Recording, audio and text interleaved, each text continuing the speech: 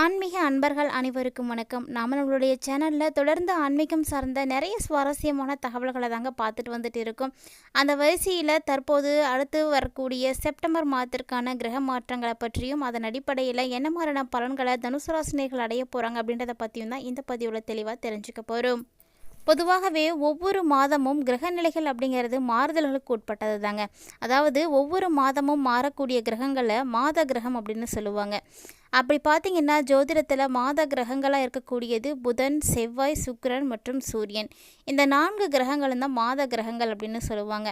இது ஒவ்வொரு மாதத்திற்கு ஒரு முறை ஒரு ராசியிலிருந்து மற்றொரு ராசிக்கு மாறுவாங்க. அந்த நிலைகளை தான் நம்ம கிரக பெயர்ச்சிகள் அப்படின்னு சொல்கிறோம். அப்படி பார்த்தீங்கன்னா செப்டம்பர் மாதத்தை பொறுத்த வரைக்கும் ஏற்படக்கூடிய கிரக நிலைகள் எப்படி இருக்குது அப்படின்றத முதல்ல நம்ம தெரிஞ்சுக்கலாம். அதற்கு பிறகு அதன் அடிப்படையில் என்ன மாதிரியான பலன்களை தனுசு ராசினியர்கள் அடைய போகிறாங்க அப்படின்றதையும் நம்ம தொடர்ந்து பார்க்கலாம். எந்த தகவல்களை எல்லாம் தெரிஞ்சுக்கிறதுக்கு முன்னாடி நீங்கள் இன்னும் நம்ம சேனலை சப்ஸ்கிரைப் பண்ணாமல் இருக்கீங்கன்னா மறக்காமல் சேனலை சப்ஸ்கிரைப் பண்ணிக்கோங்க. கூடவே பக்கத்தில் இருக்கிற பெல் ஐக்கானையும் கிளிக் பண்ணிக்கோங்க. அப்போ தான் நாங்கள் போடக்கூடிய வீடியோக்கள் எல்லாமே உங்களுக்கு நோட்டிஃபிகேஷனாக உடனுக்குடன் வந்தடையும். நீங்களும் பார்த்து பயன்பெறலாம். வாங்க வீடியோக்குள்ளே போகலாம். செப்டம்பர் மாதம், அதாவது 1/9/2024, இது ஆங்கில மாதத்தில் வரக்கூடிய 9வது மாதம். இந்த மாதம் பார்த்திங்கன்னா ஞாயிற்றுக்கிழமை அன்று பிறக்குதுங்க. அதாவது இந்த மாதத்தில் சூரியனுடைய ஆட்சியானது அதிகளவு காணப்படும். அதாவது செப்டம்பர் 16ஆம் தேதி வரைக்குமே சூரியன் ஆட்சி பலத்தோடு அமர்ந்திருப்பார். இந்த ஒரு நிலையில் மற்ற கிரகங்களுடைய நிலைகள் எப்படி இருக்குது அப்படின்னு பார்த்திங்கன்னா, ராசிக்கு 2ஆம் இடம் அப்படின்னு சொல்லக்கூடிய கன்னியில் உங்களுக்கு சுக்கிர பகவான் கேதுவோடு இணைந்திருக்கிறாரு. மேலும் 7ல் சனி பகவான் வக்ர நிலையில் கும்பத்தில் ஆட்சி பெற்றிருக்காரு. 8ஆம் இடம்னு சொல்லக்கூடிய மீனராசியில் ராகு பகவானும், 10ல் குரு பகவானும், 11ல் செவ்வாய், 12ஆம் இடத்துல சுக்கிரன் மற்றும் புதன் போன்றவை எல்லாமே இருக்கிறாங்க. இந்த கிரக நிலைகள் எல்லாமே மாதத்தினுடைய தொடக்கத்திலே அமைஞ்சிருக்காங்க. இதுதாங்க இந்த மாதத்தில் இருக்கக்கூடிய கிரக நிலைகள். இதன் அடிப்படையில் என்ன மாதிரியான மாற்றங்களை எல்லாம் தனுசு ராசி நேயர்கள் அடைய போகிறாங்க அப்படின்றத இப்போ ஒன்றா பார்க்கலாம். தனுசு ராசி நேயர்களாகிய உங்களுக்கு வரக்கூடிய புதிய மாதமான செப்டம்பர் மாதம் ஒரு கலவையான பலன்களை தாங்க தரப்போகுது. நீங்கள் எந்த ஒரு விஷயத்துமே அதீத அளவில் எதிர்பார்க்கவும் வேண்டாம். அந்த அளவுக்கு உங்களுக்கு மோசமாகவும் இருக்காது. எல்லாமே ஒரு கலந்த மாதிரியான ஒரு மிக்சடான ஒரு பலன் தான் உங்களுக்கு இப்போ கிடைக்க போகுது. அதாவது மாதத்தினுடைய தொடக்கத்திலே பார்த்தீங்கன்னா உங்களுடைய பணியிடத்தில் நீங்கள் கவனமாக இருக்கணும் அப்படின்னு தாங்க அறிவுறுத்தப்படுது. அதனால் வேலைக்கு போகக்கூடிய அன்பர்கள், அது யாராக வேணால் இருக்கலாம். அப்படி நீங்கள் ஒரு இடத்துல இருந்து மற்றொரு இடத்திற்கு வேலைக்கு போயிடுறீங்க அப்படின்னா நீங்கள் கண்டிப்பாக அந்த இடத்துல கவனமாக இருக்கணும். ஸோ ஓனாக பிஸ்னஸ் பண்ணுறவங்கள சொல்லலை, வேறு ஒருத்தங்கள்ட்ட வேலைக்கு போகக்கூடிய அன்பர்கள் கவனமாக இருக்கணும். ஏன்னா தேவையில்லாத வதந்திகளானது இந்த டைமில் பரவுங்க. உங்களை பற்றி தெரியாத விஷயங்கள், தேவையில்லாத விஷயங்கள் எல்லாம் பேச ஆரம்பிச்சிடுவாங்க. இது எல்லாமே பார்த்தீங்கன்னா உங்களுக்கு தேவையில்லாத ஒரு சிக்கல்களை தாங்க ஏற்படுத்தி கொடுக்கும். பெரிய பிரச்சனைகள் எதுவும் ஏற்படலை அப்படின்னாலுமே கூட கண்டிப்பாக ஏதாவது ஒரு சர்ச்சையில் நீங்கள் சிக்கிறதுக்கு சான்ஸ் இருக்குது. அதனால் வேலையில் முற்றிலுமாக கவனத்தோடு இருங்க. வேலையில் ஒரு வேளை நீங்கள் கவனம் இல்லாமல் இருந்தீங்க அப்படின்னா பணியிடத்தில் ஏற்படக்கூடிய பிரச்சனைகளை கண்டிப்பாக நீங்கள் சந்தித்தே ஆகணும். ஸோ அதனால் கேர்ஃபுல்லாக இருந்துக்கோங்க. ஒருவேளை தனுசு ராசி அன்பர்களாகிய நீங்கள் வியாபாரம் செய்யக்கூடிய அன்பர்களாக இருக்கீங்க அப்படின்னா உங்களுடைய ஆக்கிரமிப்புகளை எல்லாம் தவிர்த்துட்டு உங்களுடைய வணிக கூட்டாளர்களோட நல்ல ஒரு உறவை பாதுகாத்துக்கோங்க. ஏன்னா மற்றவங்களோட நீங்கள் நல்ல நட்போடு இருக்கும் பொழுது தான் ஒரு சில விஷயங்கள் உங்களுக்கு நல்லதாகவே நடக்கும்.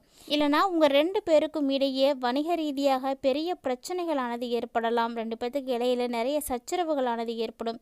இது முக்கால்வாசி பார்த்தீங்கன்னா உங்களுடைய வியாபாரத்துக்கு எதிர்மறை தாக்கத்தை தாங்க ஏற்படுத்தி கொடுத்துட்டு. ஸோ வியாபாரம் நல்லபடியாக நடக்கணும், எந்த பிரச்சனையும் நடக்கக்கூடாது அப்படின்னா மற்றவங்களையும் கொஞ்சம் அனுசரித்து போங்க. அது உங்களுக்கு நல்லது தான். குறிப்பாக தனுசு ராசி என்பர்களாகிய நீங்கள் இந்த செப்டம்பர் மாதத்தில் கண்டிப்பாக விட்டு கொடுத்து தான் போயாகணும். அதே போல் மாதத்தினுடைய தொடக்கத்தில் வணிக உறவுகளில் ஒரு சில பிரச்சனைகளானது ஏற்படலாம். ஸோ ரொம்ப ரொம்ப கவனமாக இருக்க வேண்டிய ஒரு மாதம் தாங்க.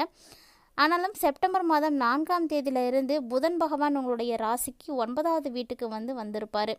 ஸோ 9வது வீட்டில் சஞ்சரிக்கக்கூடிய புதனினால் உங்களுக்கு நன்மைகள் எல்லாமே நடக்க ஆரம்பிக்கும்.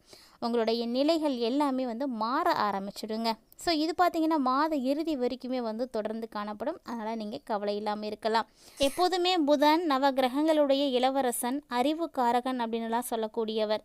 இவரும் பார்த்திங்கன்னா மாதத்திற்கு ஒரு முறை தன்னுடைய ராசியை மாற்றக்கூடியவர் தான். ஆனால் இந்த மாதம் முழுவதுமே உங்களுக்கு 9வது வீட்டில் தான் சஞ்சரித்து போகிறாரு. ஸோ மாத இறுதி வரைக்குமே இவருடைய நிலை இப்படி தாங்க இருக்க போகுது. இதனால் நிச்சயமாக தனுசு ராசி என்பர்கள் வியாபாரத்தில் நல்ல ஒரு லாபத்தை வந்து பார்ப்பீங்க. ஸோ லாபம் சம்மந்தப்பட்ட விஷயங்களை பொறுத்த வரைக்கும் உங்களுக்கு எந்த ஒரு பிரச்சனையுமே இந்த காலகட்டங்களில் வந்து ஏற்படாது. மேலும் செப்டம்பர் மாதத்தை பொறுத்த வரைக்கும் தனுசு ராசி என்பர்களுடைய காதல் உறவுகள் எல்லாம் கொஞ்சம் தீவிரமாகவே இருக்கும். ஸோ இது வரைக்கும் இருந்த நிலையை விட இப்போ இன்னுமே கூட உங்களுக்கு அதிகரிக்கிறதுக்கு சான்ஸ் இருக்குங்க. அதாவது உங்களுடைய உறவை நீங்கள் முன்னோக்கி கொண்டு போகிறதுக்கு நீங்களே வந்து தயாராக இருப்பீங்க. அந்த அளவுக்கு உங்களுக்கு நல்ல வாய்ப்புகள் எல்லாம் கிடைக்கும். அன்பானது அதிகரிக்கும்.